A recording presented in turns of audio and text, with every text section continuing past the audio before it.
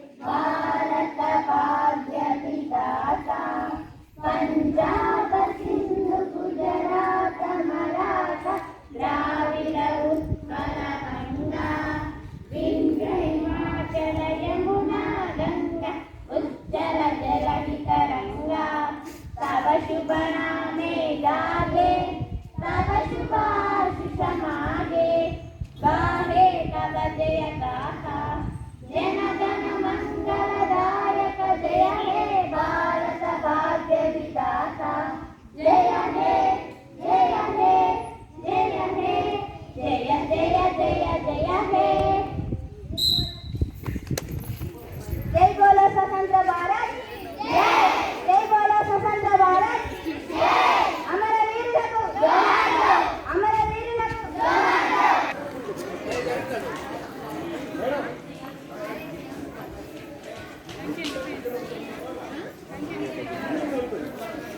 అలానే గ్రామ యువత, పూర్వ విద్యార్థులు, అలానే గ్రామ పెద్దలు, పూర్వ ప్రముఖులు అందరినీ కూడా ఈ కార్యక్రమానికి జిల్లా పరిషత్ హై స్కూల్ ప్రాంగణంలో ఈ ప్రభుత్వము ఈ సంవత్సరం నుండి ఇచ్చింది. ఆ అమ్మ ఆదర్శ పాఠశాల కమిటీ చైర్మన్ సిహెచ్ శంకరమ్మ గారిని వేదిక మీదకి రావాల్సింది ఆహ్వానిస్తున్నాము. అలానే ప్రైమరీ పాఠశాల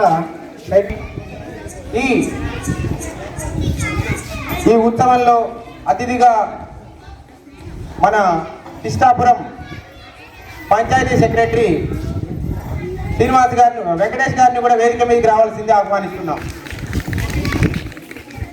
సర్పంచ్ శ్రీ రాధా రమేష్ గారిని కూడా వేదిక మీదకి రావాల్సింది ఆహ్వానిస్తున్నాం. మా సభ్యులు శ్రీ సైదుల్ గారిని కూడా వేదిక మీదకి రావాల్సింది ఆహ్వానిస్తున్నాం. మన పాఠశాలకు అన్ని రకాలుగా వెన్నుదన్నుగా ఉంటూ అనుక్షణం పాఠశాల కార్యక్రమాల్లో మమేకమవుతున్నటువంటి మన మాజీ జెడ్పీటీసీ సభ్యులు శ్రీ జాజు రంజయ్య గారిని కూడా వేదిక మీదకి రావాల్సింది ఆహ్వానిస్తున్నాము.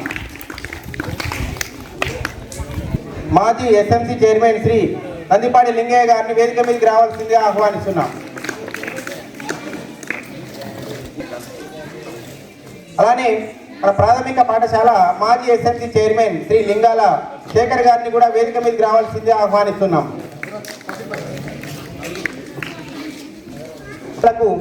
అనుక్షణం ఏ అవసరం వచ్చినా కానీ ముందున్నటువంటి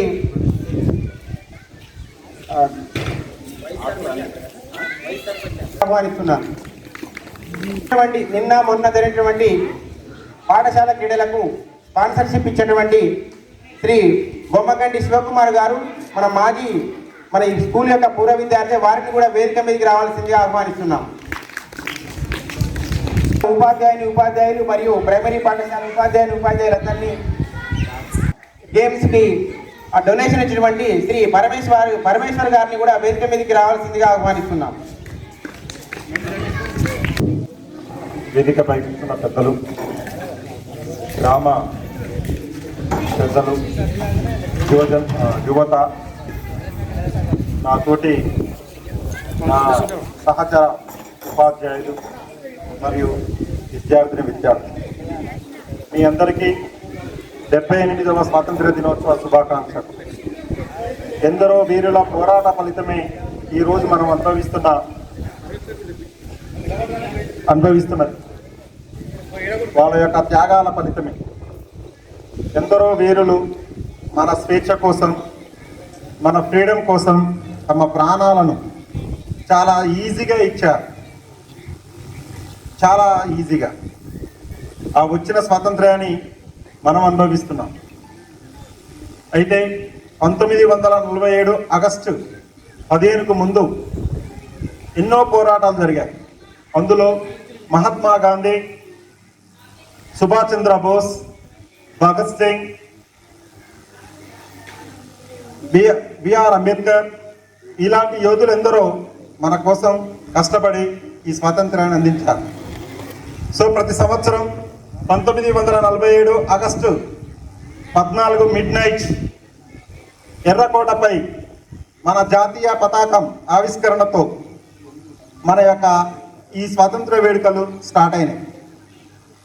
అప్పటి నుంచి ఆగస్టు 15 ఎర్రకోట పైన జాతీయ జెండా ఎగరవేస్తాం. మీరు జెండా ఈరోజు మీరు చూశారు, చాలామంది కింది నుంచి పైకి పోయింది. సో మనం రెండు ఉన్నాయి కదా జెండాలు, ఒకటి లాగుతుంటే పైకి పోతుంటుంది. అదే 1947 ఆగస్టు 14 మిడ్నైట్న బ్రిటిష్ వాళ్ళ జెండా కిందికి వస్తుంటుంది, మన జెండా పైకి పోతుంటుంది. ప్రపంచ చరిత్రలో ఇది 1947 ఆగస్టు 14 మిడ్నైట్ జవహర్లాల్ నెహ్రూ ప్రధానమంత్రి హోదాలో మాట్లాడుతూ, ప్రపంచం మొత్తం నిద్రపోతున్న వేళ నా భారత జాతి స్వేచ్ఛ ప్రపంచంలోకి అడుగు పెడుతుంది. ఇది బహుశా చరిత్రలో ఎక్కడ ఏ దేశానికి ఇది జరగలేదని చెప్పడం జరిగింది. సో చెప్తే చాలా ఉంటుంది. ఉపాధ్యాయులు, విద్యార్థులు అందరికీ ముందుగా స్వాతంత్ర దినోత్సవ శుభాభివందనాలు. మనము అంటే అందరూ తెలిసిందే, కానీ ఒకటి రెండు ముక్కలే, నేను ఎక్కువ ఏం చెప్పను. ఎందరో త్యాగదనులు అంటే చాలామంది తమ జీవితాన్ని పణంగా పెట్టి తెచ్చుకున్న ఈ స్వాతంత్రాన్ని గుర్తుగా ఈరోజు మనము జెండా ఆవిష్కరణ చేసుకుంటాము.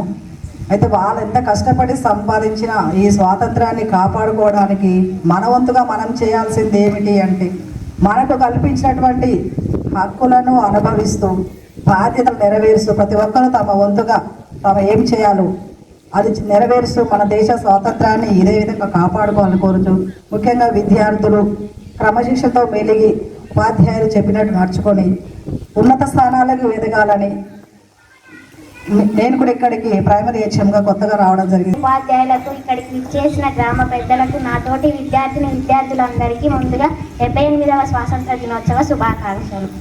మనకు స్వాతంత్రం వచ్చి 77 సంవత్సరాలు పూర్తయ్యాయి. ఎందరో మహానీయుల త్యాగఫలమే ఈ స్వాతంత్రాన్ని మనం అనుభవిస్తున్నాము. బ్రిటిష్ వారు మన దేశానికి వ్యాపారం పేరుతో వచ్చి 200 సంవత్సరాలు మన దేశాన్ని పరిపాలించారు. మన దేశ ప్రజల అమాయకత్వాన్ని प्रधानाध्यापक जी और अध्यापक गांव के मुख्य अध्यक्ष और छात्र छात्राओं को सभी को मेरा नमस्कार। आज हम 15 अगस्त के दिन एकत्रित हुए हैं। आज के दिन हमारे भारत के लिए बहुत महत्वपूर्ण स्थान है। आज हम 1947 में भारत में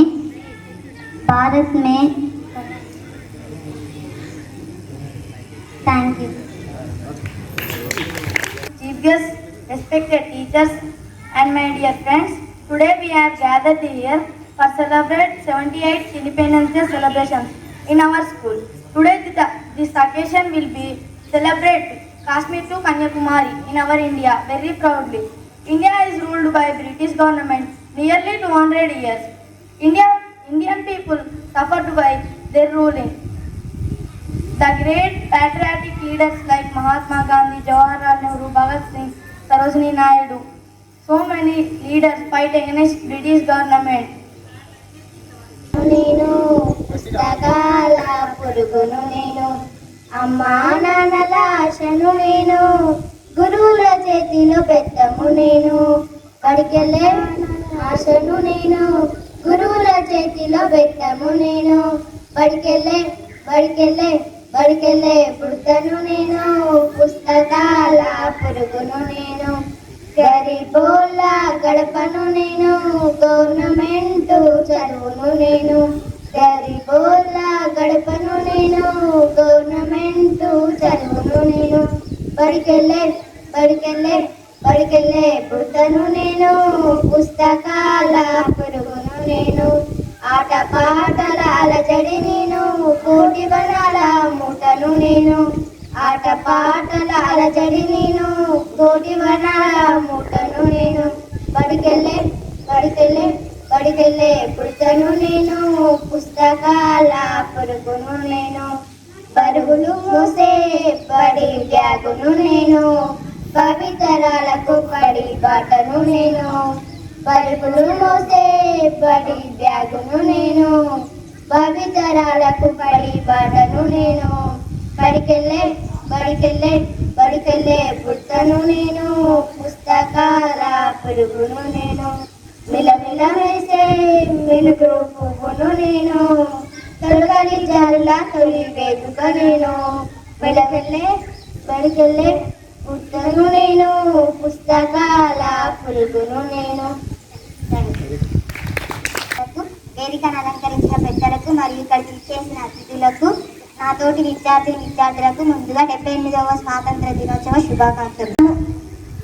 మనందరికీ జెండా పండుగ. బ్రిటిష్ వారు మన దేశాన్ని పాలించారు.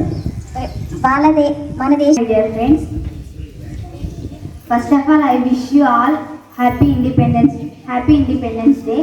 Today we are celebrating 78th Independence of India. తెలియజేస్తూ ముఖ్యమైనటువంటి వ్యక్తి, మీకు ఇంతవరకు ఆ పేరు కూడా తెలుసో తెలియదో, కర్నూలు వాసి అయినటువంటి ఉయ్యాలవాడ నరసింహారెడ్డి మొట్టమొదటిసారిగా బ్రిటిష్ వారి అరాచకాలకు ఎదురు నిలబడి 3000 మందిని ఒంటి చేత్తో చంపినటువంటి చరిత్ర గల వ్యక్తి. అతను 1806 నవంబర్ 24లో జన్మించి 1847లో మనకు మరొక చిన్న హిందీలో కూడా చాలా చక్కగా మాట్లాడినాక చాలా సంతోషం అనిపించింది మా పిల్లల యొక్క. కాబట్టి మన దేశానికి ఫస్ట్ వర్తకం కొరకు వచ్చారు ఎప్పుడు 1605లో జహాంగీర్ ఆనాడు మొఘల్ చక్రవర్తి ఉండు ఢిల్లీని పరిపాలిస్తుండు. ఆయన దగ్గరికి బ్రిటిష్ వాళ్ళు ఈస్ట్ ఇండియా కంపెనీ తరఫున సర్ థామస్ రో అని ఉంటాడు director east India company direct. ఆయన వచ్చి సార్ మీ దేశంలో మేము వర్తకం చేస్తాం సార్, వాణిజ్యం చేస్తామని రిక్వెస్ట్ చేసి బతిలాడి, మీరు ఆ ఫోటో చూస్తే తెలుస్తుంది. జహాంగీర్ మంచిగా పుట్టి మీద ఇట్లా కూర్చుంటాడు, కాలు మీద కాలేసుకోవాలని. సామాన్య జనంలో కూడా నువ్వు ఏ పల్లెటూరికి పోయినా కూడా గాంధీ గురించి తెలుసు, ఈనాడు తెలుసు, ఆనాడు కూడా తెలుసు. ఎందుకంటే ఆయన ఆ రైతుల యొక్క వేషధారణ అనుసరించి స్వాతంత్ర ఉద్యమాలు తీసుకొచ్చారు. 1922 వచ్చే వరకు ఉత్తరప్రదేశ్లో చిన్న గ్రామంలో చౌరీ చౌరా అని ఒక సంఘటన జరుగుతుంది. అక్కడ ప్రజలందరూ వ్యతిరేకించి పోలీస్ స్టేషన్ దగ్గర పెట్టారు. అరే ఏంది స్వాతంత్ర ఉద్యమం మామూలుగా తీసుకోపోదా, గాంధీజీ విధానం ఏంది, సత్య హింస ప్రొటెస్టు శాంతియుత పద్ధతిలో స్వాతంత్రం తీసుకురావాలనేది ఆయన నినాదం. కానీ అక్కడ జరుగుతుంది ఏంది, చౌరీ సంఘటనలో కొంతమంది ప్రజలు కోపదులై పోలీస్ స్టేషన్ తగలబెట్టారు. దాని కొరకు ఈయన ఉద్యమాన్ని ఆనాడు బ్రహ్మాండంగా జరుగుతున్న సహాయ నిరాకరణ ఉద్యమం దాన్ని ఆపేశారు. అనేక మంది జాతీయ నాయకులు విమర్శిస్తారు గాంధీని, అయినా కూడా ఆయన చెల్లించాడు. ఎందుకంటే శాంతియుత పద్ధతిలో మనం స్వాతంత్రాన్ని తీసుకురావాలంటే. నెక్స్ట్ 1930 వచ్చే వరకు ఉప్పు సత్యాగ్రహం ఉంటుంది. మనకు తెలుసు ఉప్పు చూస్తే తినగానే ఉంటుంది. అయినా కూడా దాని యొక్క ప్రాధాన్యత కూడా తెలుసు మనకు. ఉప్పు లేకపోతే మనం ఎన్ని వేసినా ఉపయోగం లేదు కర్రీలో.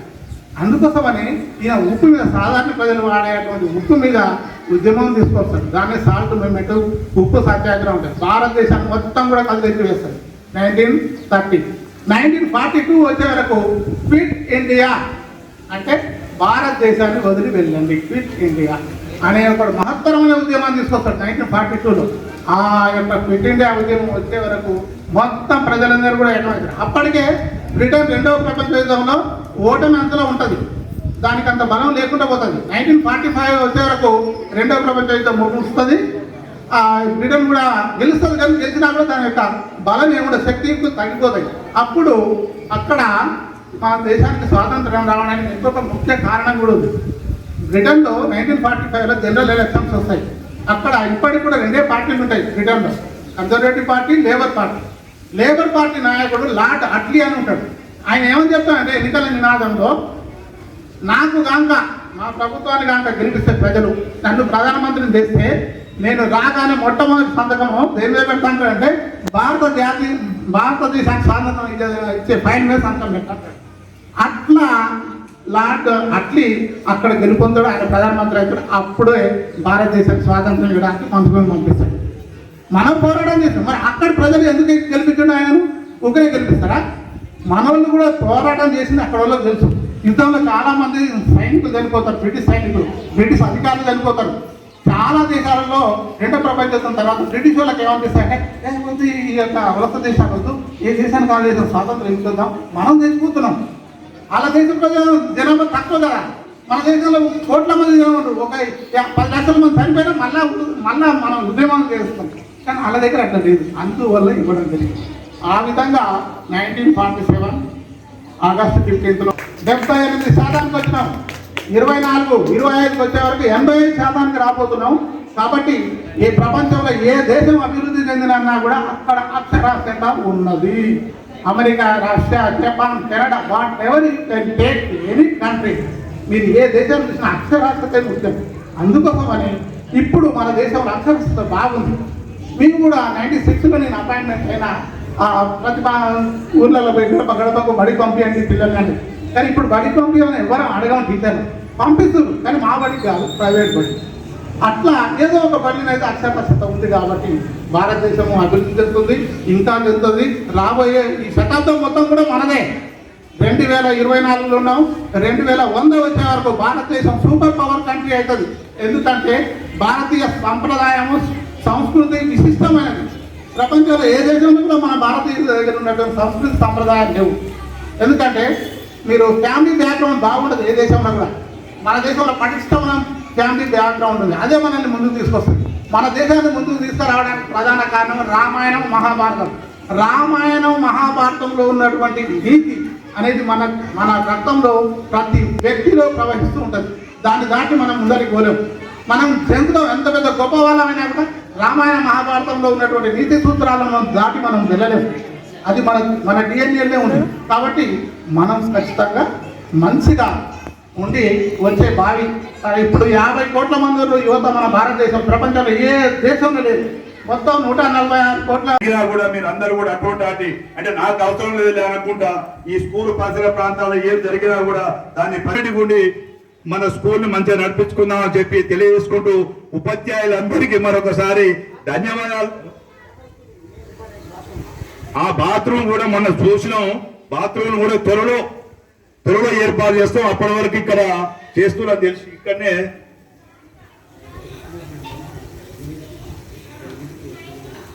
ఈ సంవత్సరమే దాన్ని పూర్తి చేయడానికి ప్రయత్నం చేస్తాం. ఆ బాత్రూమ్ కూడా ఇబ్బంది లేకుండా చేస్తాం. ఇక్కడ గ్రౌండ్ కూడా కొద్దిగా లెవెల్ తక్కువ ఉంది, నీళ్లు ఇస్తున్నాయి కాబట్టి ఇక్కడ కూడా జర వర్షాకాలం పోయిన తర్వాత మొరం పోసి మంచి లెవెల్ చేసి ఆటలాడుకోవడానికి చేస్తామని చెప్పి తెలియజేసుకుంటూ మా పిల్లలను మంచి ఒత్తిళ్లుగా, ఎందుకంటే ఈ అవకాశం ఎవరికి ఉండదు, ఏ రాజకీయ నాయకునికి ఉండదు, ఏ డాక్టర్కి ఉండదు, ఏ యాక్టర్కి ఉండదు. ఒకటి విద్యార్థులని ఐఏఎస్ చేయాలన్నా, ఐపీఎస్ చేయాలన్నా, డాక్టర్ చేయాలన్నా, యాక్టర్ చేయాలన్నా ఆ ఒక్క అవకాశం ఈ ఉపాధ్యాయులకే ఉంది తప్ప ఇంకెవరికి లేదు. ఎవరో ఒక డాక్టర్ తప్పు చేస్తే ఒక రోగి చనిపోతాడు, ఒక ఇంజనీర్ తప్పు చేస్తే ఓ బిల్డింగ్ కూలిపోతుంది, ప్రాజెక్టు కూలిపోతుంది. కానీ మీరు తప్పు చేస్తే మాత్రం సమాజమే ఖరాబ్ అవుతుంది. కాబట్టి మీరు చిత్తశుద్ధితోటి పనిచేసి మా గ్రామ విద్యార్థులను మీరు తీర్చిదిద్దాలని చెప్పి తెలియజేసుకుంటూ మీ అందరికీ మరొకసారి ధన్యవాదాలు తెలియజేసుకుంటూ సెలవు తీసుకుంటాం. జై హింద్. మన పాఠశాల ధన్యవాదాలు. మనకు చాలా రకాల కూడా హెల్ప్గా ఉంటూ ఈ రకంగా కూడా హెల్ప్ చేయడం